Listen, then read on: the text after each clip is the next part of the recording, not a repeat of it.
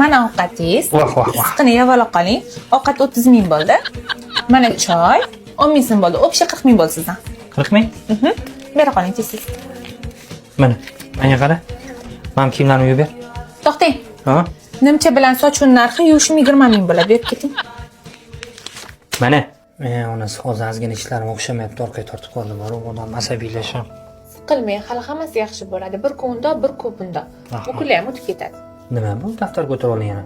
Hozir psixologga borsangiz ham pul to'lardingiz. 50 ming so'm bo'ldi sizda. Mayli, ishingiz o'xshamayapti. 25 ming bering. Mana 25 ming. Ishga chiqonmi? Mana bo'ldi, adasi. Tufligingizni moylab qo'ydim, 10 ming so'm bo'ldi. Kostyumingizni dazmollab qo'yganman, 20 ming, o'pshi 30 ming. Mana 40 ming senga.